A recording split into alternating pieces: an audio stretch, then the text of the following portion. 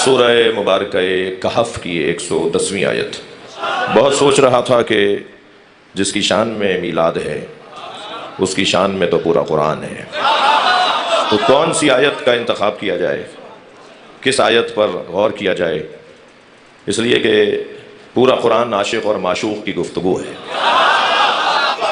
البتہ یہ طے کرنا مشکل ہے کہ عاشق کون ہے، اللہ عاشق مصطفیٰ ہے یا مصطفیٰ عاشق الہی ہے۔ کبھی وہاں سے لہجہ عاشقانہ ہے، کبھی یہاں سے لہجہ عاشقانہ ہے۔ وہ جب اپنے آپ سے پیار کرتا ہے تو مصطفیٰ کو خلق کرتا ہے۔ اللہ جب اپنی ذات سے عشق کرتا ہے تو اپنی ذات کے عشق کے اظہار کو محمد کہتا ہے۔ جی، اس پوری کائنات میں خدا کے علاوہ، اللہ کے علاوہ اگر کوئی ہے تو وہ نبی کی ذات ہے۔ یعنی اس پوری کائنات میں لا یصدر من الواحد الا الواحد، واحد سے واحد کے علاوہ صادر نہیں ہوتا۔ اس پوری کائنات میں اللہ کے بعد اگر کوئی ہے اور بس وہی ہے تو وہ نبی کی ذات ہے۔ باقی جو کچھ ہے وہ ان کے طفیل میں ہے۔ اس پوری کائنات میں اللہ کے بعد نبی اور نبی کے بعد علی، اور وہ بھی جو نبی کے بعد علی ہے نا، وہ بھی نبی کے نور کا ٹکڑا ہے۔ اللہ نے علیحدہ سے مولا علی کے نور کو خلق نہیں کیا، بلکہ نبی فرماتے ہیں انا وعلی من نور واحد، میں اور علی ایک نور کے دو حصے ہیں۔ اللہ نے نور مصطفیٰ کو بنایا اور پھر اس نور کا ٹکڑا کیا، اس ٹکڑے کا نام علی رکھ دیا۔ یاد رہے کہ جز کا محتاج ہوتا ہے،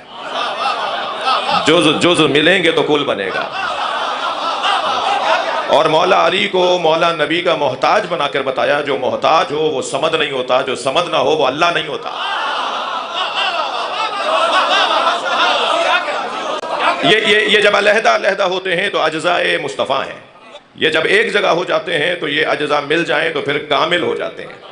میں نہیں کہہ رہا، سیدہ نے حدیث قصہ میں فرمایا فلم مکتملنا، جب ہم کامل ہو گئے، جب تک علیحدہ تھے سب پہچانتے تھے کہ کون ہے، جب سب پانچ کے پانچ ایک جگہ ہو گئے تو جبریل بھی پوچھ رہے ہیں یا رب ومن تحت الکساء،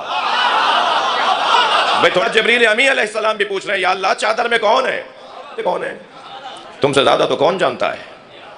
جی، جھولا جھلاتے رہے ہو، چکی چلاتے رہے ہو، اور اگر جملہ کہہ دوں تو روٹیاں لے جاتے رہے ہو۔ اور امام حسن نے تو اپنے خطبے، جو شام کا دربار مدینے میں لگا تو حضرت نے خطبہ ارشاد فرمایا، بڑا مارکت الارا، بڑا تاریخی خطبہ ہے مولا امام حسن کا۔ اس میں حضرت فرماتے ہیں کہ تم میرے بارے میں کچھ سننا چاہتے ہو تو سنو، میں چاہوں تو عراق کو شام بنا دوں، شام کو عراق، میں چاہوں تو شمال کو جنوب، جنوب کو شمال۔ تو ایک شخص نے آواز دے کر کہا کہ فموں کا صغیر و کلاموں کا کبیر، آپ کا دہن چھوٹا ہے، معاذ اللہ، کہنے لگا آپ کا دہن چھوٹا ہے، آپ کی باتیں بڑی ہیں۔ تو فنظر الیہ شذرا، امام نے اسی کو غور سے دیکھا اور فرمایا اما تستحین تجلسین فی الرجال، شرم نہیں آتی مردوں میں بیٹھی ہے۔ وہ ایک عجیب منظر بنا، اور اس خطبے کے اختتام پہ حضرت نے فرمایا جلال کی کیفیت ہے سبط اکبر مصطفیٰ کی۔ نبی فخر سے کہتے ہیں میرا بڑا بیٹا حسن ہے۔ جی، امام حسن کی پیشانی کا بوسہ دے کے کہتے فرماتے ہیں یہ میرا بڑا بیٹا ہے۔ جی، پھر حضرت جلال میں آ کے فرماتے ہیں سنو، العرش و سریری، عرش میرے آرام کی جگہ ہے۔ عجیب لہجہ ہے، میں عربی پڑھ رہا ہوں، سرچ آپ کر لیجیے گا، اس کے 50 حوالے آپ گوگل پہ نکال لیں گے، مجھ سے عربی مانگیے۔ العرش و سریری، امام حسن فرماتے ہیں عرش میرے آرام کی جگہ ہے۔ وَأَحْمَدُ و ضمیری، احمد میرا ضمیر ہے۔ وَعَلِيُّ امیری، علی میرا امیر ہے۔ وَالْحُسَيْنُ وزیری، حسین میرا وزیر ہے۔ وَجِبْرِيلُ فقیری، اور جبریل ہمارا فقیر ہے۔ خبردار، جبریل امین نبی کو پڑھانے نہیں آئے تھے۔ مسلمانوں، خاکوں کے خلاف ریلیاں نکالنے سے پہلے اپنا عقیدہ ٹھیک کرو۔ یہ موقع غیروں کو مسلمانوں نے دیا ہے۔ جب ہمارے اس مملکت کی تعلیمی دینی کتابوں میں لکھا ہو کہ نبی مکرم 40 سال کے بعد نبی ہوئے، آپ کا سینہ اقدس چاک کر کے شرک اور نفاق کو نکالا گیا، اسی کتاب میں لکھا ہوا ہو کہ حضرت عیسیٰ ماں کی گود میں نبی، قرآن یہ کہہ رہا ہے کہ حضرت عیسیٰ حضرت مریم کی گود میں فرما رہے انی عبداللہ آتانی الکتاب وجعلنی نبیا، میں اللہ کا بندہ ہوں، مجھے کتاب دے کر بھیجا ہے، مجھے نبی بنا کر بھیجا ہے۔ جو ماں کی گود میں نبی ہو وہ نبی مکرم کے آخری جانشین کے پیچھے نماز پڑھے گا۔ اور اگر امت کا ایک طبقہ یہ کہے کہ نبی 40 سال کے بعد نبی ہوئے، تو پھر موقع مل رہا ہے نا بہت سارے اور لوگوں کو کچھ کہنے کا. خفا نہ ہو تو ایک جملہ کہوں. آپ سے اگر کوئی کہے نا کہ نبی 40 سال کے بعد نبی ہوئے تو کہہ دیجئے گا تمہیں آنے میں 40 سال دیر لگی ہے. ہمارے نبی کب نبی نہیں تھے بھائی؟ ہمارے نبی کب نبی نہیں تھے؟ اللہ نے بنایا ہی نبی ہے. اور حدیث بھی پوری سنانے کی ضرورت ہے. کنت نبیا وآدم بین الماء والطین، میں اس وقت بھی نبی تھا جب آدم آب و گل کی درمیانی کیفیت میں تھے. ہاں یہ حدیث تو سب نے سنی ہے نا، یہ حدیث پوری نہیں ہے، حدیث آگے بڑھ رہی ہے. کنت نبیا وآدم بین الماء والطین، میں اس وقت بھی نبی تھا جب آدم آب و گل کی درمیانی کیفیت میں تھے. وکان علی ولیا وآدم بین الماء والطین، اور علی اس وقت بھی ولی تھا. جو نبی کو نور نہیں مانتے. میں ان بچوں جوانوں کے لیے ایک بات ضرور کرنا چاہوں گا. جب اس ذات یعنی جن کی محفل میں ہم جمع ہیں ان کے فضائل اور مناقب ہم سنتے ہیں تو ایک طبقے کو حلق سے بات اترتی نہیں ہے. یہ کیسے ہو سکتا ہے؟ مثلا ائمہ اہل بیت فرماتے ہیں نبی کا سایہ نہیں تھا. یہ جو نبی کا سایہ نہیں تھا، یہ جو بحث ہے نا، یہ ایک فضائل کے باب میں، مناقب کے باب میں ایک مکمل باب ہے. اہل سنت نے بھی اسے باندھا ہے، شیعہ علماء نے بھی اسے اس باب کو باندھا ہے کہ نبی کا سایہ نہیں تھا. اب اگر کوئی کہے صاحب یہ کیسے ہوگا، یہ ہم کیسے مان لیں کہ سایہ تو ہوگا، اگر نور پڑ رہا ہوگا تو دوسری طرف سایہ پڑے گا، یہ کیسے ممکن ہے سایہ نہیں تھا؟ مثلا اگر میں یہ کہوں کہ مولا علی نے فرمایا لکل عضو علی معجزۃ، اللہ نے نبی کے ہر عضو کو ایک معجزہ عطا کیا. جی مثلا اگر میں یہ کہوں کہ سرکار دو جہاں کے لعاب دہن سے کڑوے کنویں میٹھے ہو جاتے تھے. اب اگر کوئی کہے صاحب یہ کیا بات کر رہے ہیں آپ، یہ تو بڑی عجیب سی بات کر رہے ہیں، ہمارے بدن سے رطوبتیں نکلتی ہیں تو ہمیں تو اس سے کراہت آتی ہے. نبی کے پسینے سے، نبی کے لعاب دہن سے، جی مجھے اپنے دو مثلے مولانا یاد آ گئے. میں نے عرض کیا تھا کہ عرق جبین سے لے کر نبی بنائے گئے. جی جی جی جی نعت مجھ سے ہو گئی تھی، نبی قبول فرمائے. جہان حسن سے یہ انقلاب ہو نہ سکا، جہان حسن سے یہ انقلاب ہو نہ سکا، محمد عربی کا جواب ہو نہ سکا. اور عرض کیا تھا کہ عرق جبین سے لے کر نبی بنائے گئے، پھر اس کے بعد پسینہ گلاب ہو نہ سکا. یہ حدیث مثلا یہ ہمارے پاس حدیث ہے کہ اللہ نے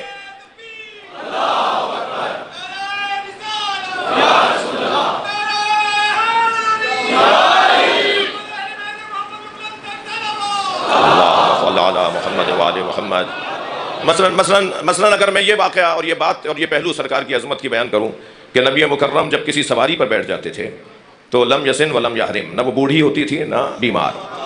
ہاں سرکار خچر پر بیٹھے، سرکار گدھے پر بیٹھے، سرکار اونٹنی پر بیٹھے، سرکار اونٹ پر بیٹھے، سرکار گھوڑوں پر بیٹھے. تقریباً 17 سواریاں تھیں سرکار کے پاس. جس سواری پہ سرکار بیٹھے، سرکار کے بیٹھنے کی وجہ سے وہ سواری نہ بوڑھی ہوتی تھی نہ بیمار. احباب تشریف فرما ہے، جانوروں کا ذوق اور شوق رکھنے والے بھی لوگ، اور ضروری بھی ہے، ائمہ کا حکم بھی ہے اور سنت بھی ہے نبی کی اور آل نبی کی، اصحاب مصطفیٰ کی، کہ جانوروں کے ساتھ کچھ وقت گزارا کرو. تو جانوروں میں جو گھوڑا ہے نا، یہ 25 سے 30 سال کی عمر میں بوڑھا ہو کے مر جاتا ہے. اس کی زیادہ سے زیادہ عمر 30 سال ہے. یہ نبی کے بیٹھنے کی برکت تھی جو 50 سال بعد بھی کربلا میں جوان تھا.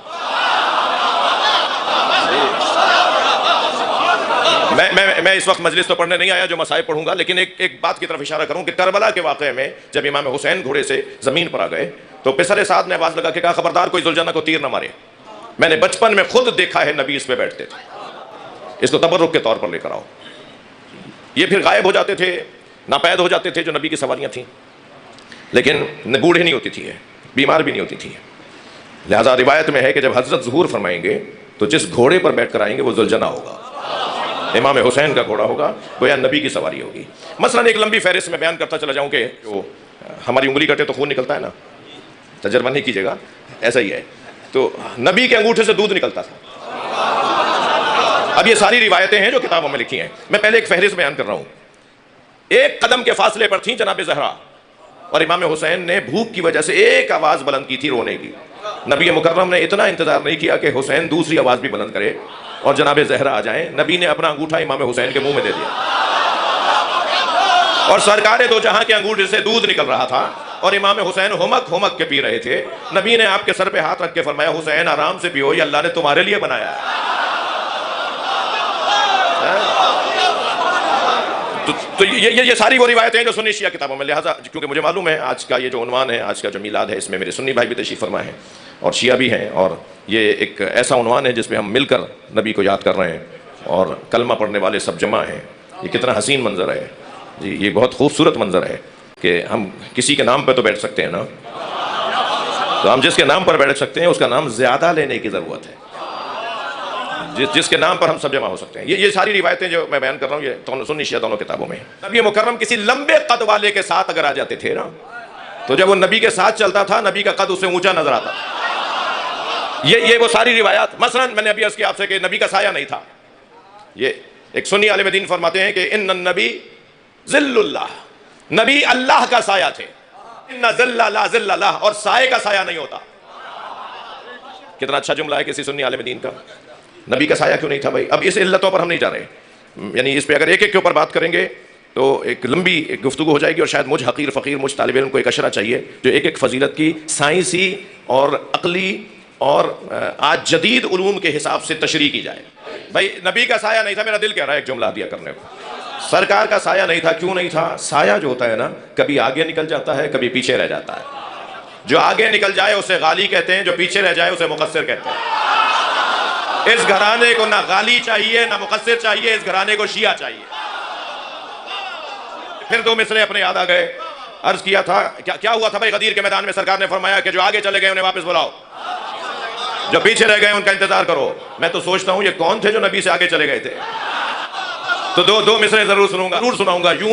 یوں بھی نبی کے آگے چلے حج گزار لوگ، یوں بھی نبی کے آگے چلے حج گزار لوگ، کیونکہ نہیں تھے مالک اشتر غدیر میں۔ یہ لسٹ اس لیے جلدی عرض کر رہا تھا، ورنہ ایک ایک نقطے پہ رکنے کا دل کر رہا ہے۔ سرکار کی سواریوں کے معجزے اگر میں آپ کو سناؤں گا نا، تو میں نے کہہ دیا ابھی آپ سے کہ سرکار کی صرف سواریوں کے معجزے اگر سنائے جائیں تو اس کے لیے ہی مجھ طالب علم کو بہت وقت چاہیے۔ کہ نبی مکرم جب مدینہ منورہ میں داخل ہوئے تو ہر شخص چاہتا تھا نا کہ سرکار اس کے گھر میں قیام کریں، ہر چاہنے والا یہی چاہے گا نا کہ نبی اس کے گھر میں قیام فرمائے۔ سرکار نے فرمایا میری اونٹنی جس کے دروازے پہ گھٹنے ٹیکے گی، ناقہ حضرت سہل ذوالجناح امام حسین، انہیں جو سمجھ نہیں پا رہے میں ان سے سوال کر رہا ہوں، سارے اصحاب ایک اونٹنی کے پیچھے چل رہے تھے نا، یہ جہاں رکے گی وہیں ہم بھی رک جائیں گے۔ یہ اللہ کا نظام ہے، یہ جانور نظر آ رہا ہے مگر نبی کی سواری ہے۔ اگر سواری بھی نبی کی ہو جائے تو وہ عام نہیں رہتی، تو نبی کی اولاد عام لوگوں کی طرح کیسے ہوتی؟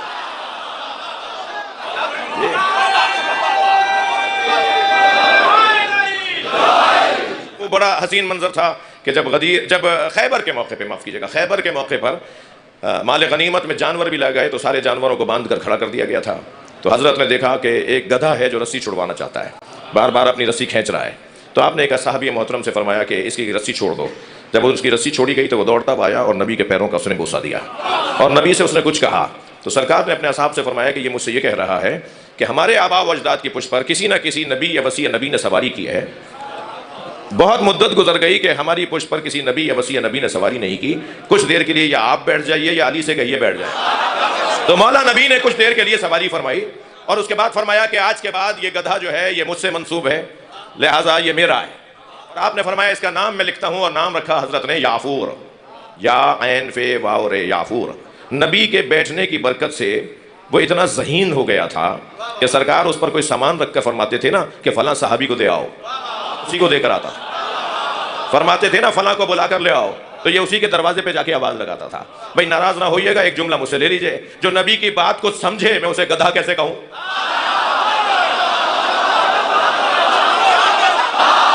اللہم صلی علی محمد وعلی محمد۔ میں مولانا ایک بحث کو مرتب کرنے کی کوشش کر رہا ہوں کہ یہ جتنے بھی کمالات، یہ جو فضائل ہیں نا سرکار کے، حضرت ابو ذر غفاری کے گھر تشریف لے گئے، حضرت ابو ذر دور سے پانی بھر کے لائے۔ سرکار نے فرمایا تمہارے گھر میں کنواں نہیں ہے؟ کہا یا رسول اللہ کنواں ہے مگر کڑوا ہے، کھرا ہے۔ حضرت نے فرمایا مجھے دکھاؤ کہاں ہے۔ سرکار اس کی منڈیر پہ بیٹھ گئے، اپنے دونوں پیر کنویں میں ڈال دیے، کنویں کا پانی نبی کے پیروں کا بوسہ دینے کے لیے اوپر آ گیا، اور سرکار کے پیروں سے مس ہو کر اتنا میٹھا ہو گیا کہ شہد کی شیرینی بھی کیا ہو۔ یہ نبی مکرم کے معجزات، اور یاد رہے میرے بچوں، یہ جتنے بھی 1000 سے زیادہ معجزے لکھے ہیں علامہ حلی نے، 1000 سے زیادہ، جو سارے نبیوں کے معجزے تھے، جملہ ہدیہ کر رہا ہوں، جو سارے نبیوں کے معجزے تھے وہ ہمارے نبی کے مشغلے تھے، ہمارے نبی کے یہ معجزے نہیں تھے۔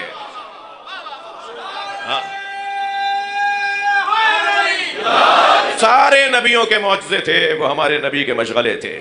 ہمارے نبی کا معجزہ قرآن، سرکار کی عظمت اور فضائل بیان کرنے اور آپ سننے کے لیے آئے۔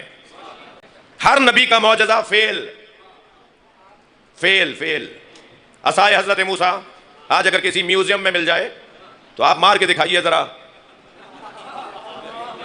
دریائے سندھ پر، جی کراچی کے سمندر پر کوئی رستہ نہیں بنے گا۔ وقت کا محتاج، فیل وقت کا محتاج ہوتا ہے، وقت گزرا فیل بھی ختم ہو۔ ہمارے نبی کا معجزہ فیل نہیں ہے، علم ہے۔ علم تو پھیلانے سے بڑھتا ہے، ختم نہیں ہوتا۔ کبھی کبھی ان بچوں کو کالج یونیورسٹیز کے اندر تعلیمی اداروں میں ان کے ذہن میں اسرائیلیات کو ڈالا جاتا ہے، جب پریشان ہو کر علماء کرام مل جائیں تو غنیمت، نہیں ملے تو اپنے طور پہ کوئی فیصلہ کر لیتا ہے۔ میں کہتا ہوں آپ 5-6 موٹی موٹی دلیلوں کو اپنے ذہن میں بٹھا لیں، پھر جب بھی کبھی آپ کے ذہن میں کوئی ایسی بات ڈالی جائے جو اسلام کے خلاف ہو، دین کے خلاف ہو، تو ان 5-6 باتوں میں سے کسی ایک کو اس کے سامنے رکھ دیں، وہ جواب دے دے تو گویا وہ جیتا، اور جواب نہ دے پائے تو مطمئن گھر لوٹ آیا کرو۔ ان 5-6 باتوں میں 2 باتیں بتا دوں، میرا مضمون کیونکہ اس سے ہٹ جانے کا خوف ہے مجھے، تو 2 باتیں صرف بتا رہا ہوں۔ ایک تو آپ جب بھی آپ سے کوئی اسلام کے خلاف، دین کے خلاف، نبی مکرم کے بارے میں، اللہ کے بارے میں کوئی شک و شبہ کی بات کرے تو اس کے سامنے کہہ دیا کرو کہ قرآن نے 1400 سال پہلے کہا ہے کہ اگر تم سچے ہو تو قرآن کے 114 سوروں میں سے کسی ایک سورے جیسا سورہ لے آؤ۔ بھائی 40 کے قریب عرب ممالک ہیں دنیا میں، یہ جو قرآن عربی میں آیا ہے تو 40 ان ممالک میں تو عربی ادیب ہوں گے نا، پھر ہمارے ملکوں میں بھی ہیں عربی ادیب، بڑے بڑے ادیب ہیں بھائی، بڑے بڑے دانشور ہیں عربی ادب کے۔ یہ دنیا میں کروڑوں کی تعداد میں عربی جاننے والے، بولنے والے، اور ان میں لاکھوں کی تعداد میں ادیب ہیں۔ 114 سورے ہیں قرآن کے، کوئی ایک سورہ اس کے ٹکر کا لے آؤ۔ کیوں خواہ اتنے بجٹ پاس کرتے ہو، کیوں خواہ اتنے کوششیں کرتے ہو، کیوں خواہ اتنی سازشیں کرتے ہو؟ بڑے ٹھنڈے کمرے میں بیٹھ کر کوئی ایک سورہ بنا لو تو اسلام لپٹ جائے گا، تم جیت جاؤ گے۔ یہ تو 1400 سال پہلے سے اللہ کا دعویٰ ہے نا، قرآن کا دعویٰ ہے جی، اگر تم سچے ہو فاتو بسورۃ من مثلہ، تو اس قرآن جیسے سوروں میں سے، قرآن کے سوروں میں سے کوئی ایک سورہ لکھ کر لے آؤ۔ یہ تو 1400 سال سے قرآن کہہ رہا ہے نا، مگر نہیں لے کر آئے۔ پروفیسر گنگوی ہندوستان علی گڑھ یونیورسٹی میں عربی ادب کا لیکچر دے رہے تھے، کلاس لے رہے تھے، تو ایک مرتبہ ایک طالب علم نے کھڑے ہو کر کہا کہ استاد، قرآن کا 1400 سال پرانا دعویٰ ہے کہ قرآن کے سوروں جیسا کوئی ایک سورہ لے آؤ تو تم جیتے ہمارے۔ تو ہم سب مل کر، پوری دنیا کے ادیب مل کر یہ کام کیوں نہیں کر لیتے؟ مسلمان ایک لمحے میں ختم ہو جائیں گے، ان کا دعویٰ جھوٹا ہو جائے گا۔ تو کہنے لگے خبردار بیٹا، آئندہ یہ باتیں مت سوچنا، یہ 1400 سال سے بڑی کوششیں ہوئی ہیں، کوئی کچھ نہیں کر پایا، اور خبردار خامخواہ اپنا وقت ضائع مت کرو۔ لوگ نہج البلاغہ کا جواب نہیں لا سکے تو قرآن کا جواب کیا لائے؟ ایک اصول یہ دے دیں آپ، نبی کا معجزہ قرآن۔ اور دوسری دلیل دے دوں، دوسری دلیل یہ ہے، ایک موٹی دلیل، وہ یہ کہ ہر جگہ ایک ہی آواز، ہر جگہ ایک ہی پکار، میرٹ پہ تقرریاں ہونی چاہیے، میرٹ پہ تبادلے ہونے چاہیے، میرٹ پہ پارٹی ٹکٹس ملنے چاہیے، میرٹ پہ داخلے ہونے چاہیے۔ 1400 سال سے ہم کوشش ہی یہ کر رہے ہیں کہ مسلمانوں کو سمجھائیں کہ نبی کے بعد میرٹ پہ ماننا چاہیے، جو سب سے بڑا عالم ہے اسے سب سے پہلے مانو، جو سب سے بڑا شجاع ہے اسے سب سے پہلے مانو۔ ماننا تو سب کو ہے، حقیقت ہے تو ماننا پڑے گا، ایک وجود ہے تو ماننا پڑے گا، مگر علی جیسا کوئی نہیں ہے۔ علی مولا کے وجود کو پیش کر دیں اس انسان کے سامنے جو اللہ کے نظام کے خلاف بول رہا ہو جی، اور کہیں کسی ہم جیسوں کو پیش کریں گے شرمندگی ہوگی۔ اگر پیش کرنا ہے نا تو مثال کے طور پہ مولا علی کو پیش کریں۔ 1400 سال کے بعد آج بھی علی علی ہے۔ میں جملہ ضرور دل کہہ رہا ہے کہہ دوں، میں شہنشاہ حسین نقوی زندہ ہوں، اس پر مجھے شک کرنا چاہیے، علی زندہ ہے اس پہ یقین ہونا چاہیے۔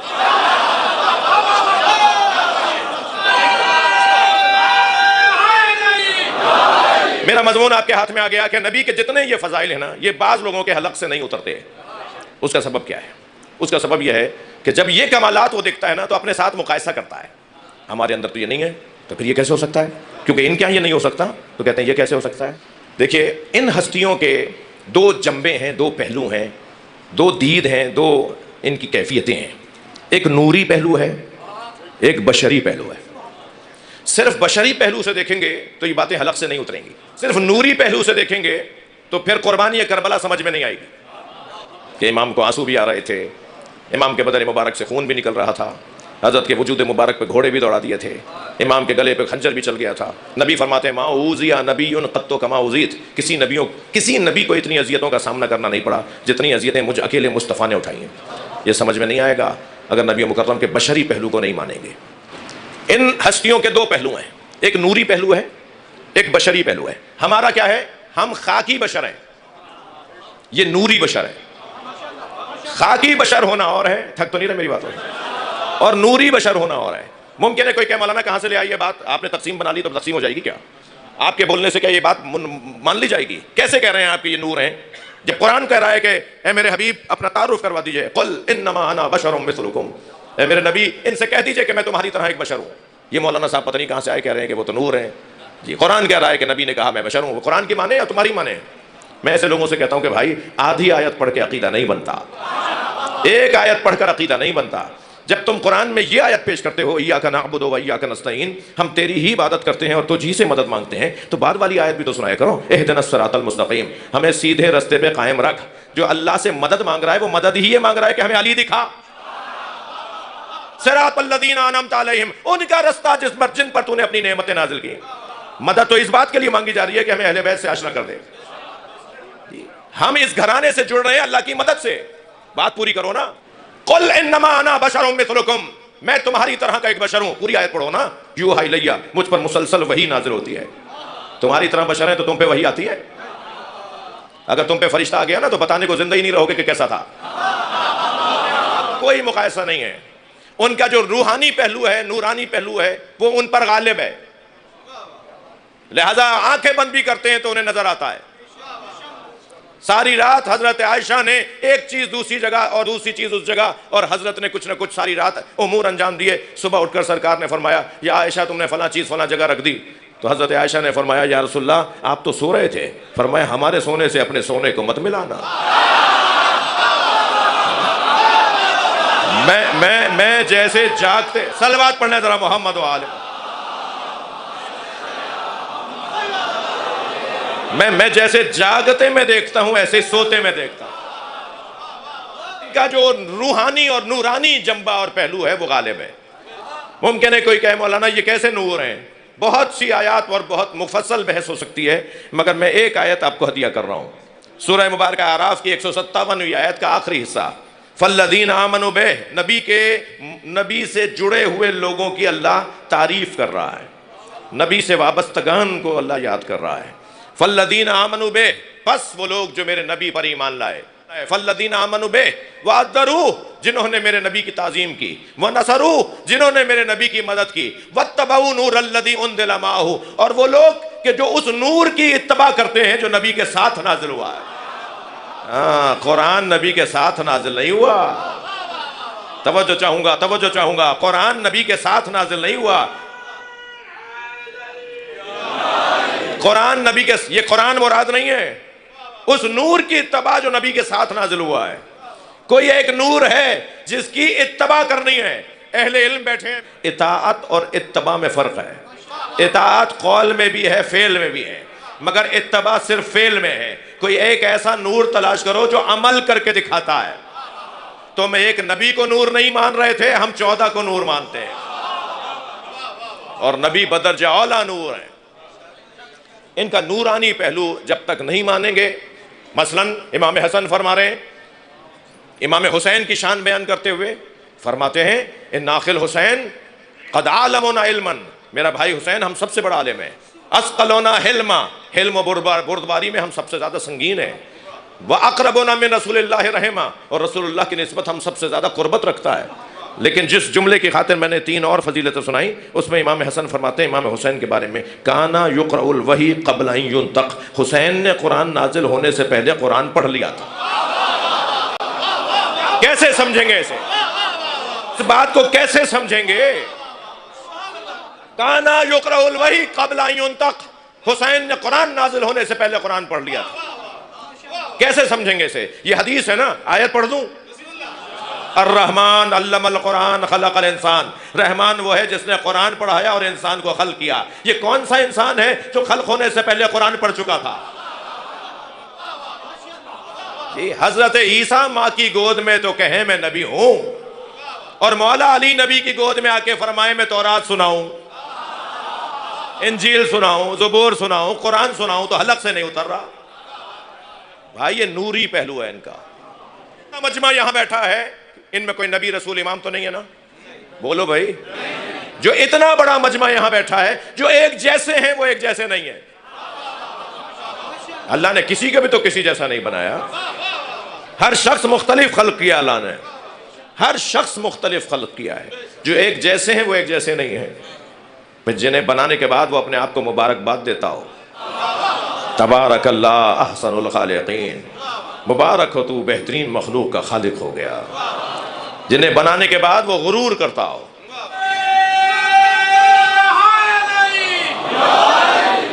توجہ کر لیا آپ نے؟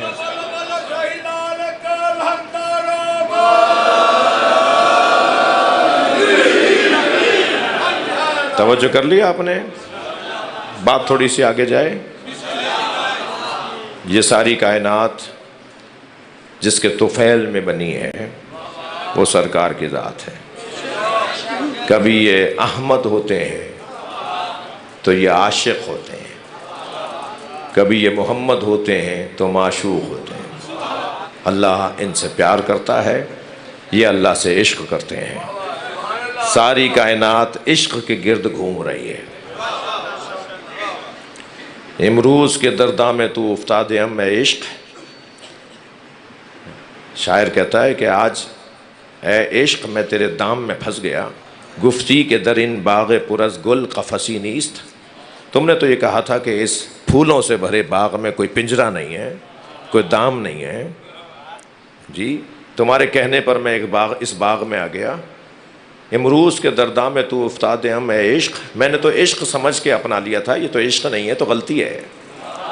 ہاں یہ عشق صورت جو ہے نا وہ عشق غلط ہے، عشق سیرت ہے جو عشق صحیح ہے نہیں ہے۔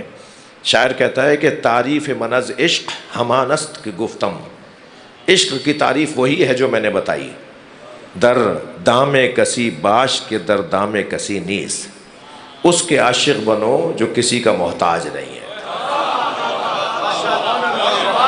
جو صرف اور صرف اللہ کا محتاج ہو، اس کا حق ہے کہ پھر اس سے عشق کیا جائے۔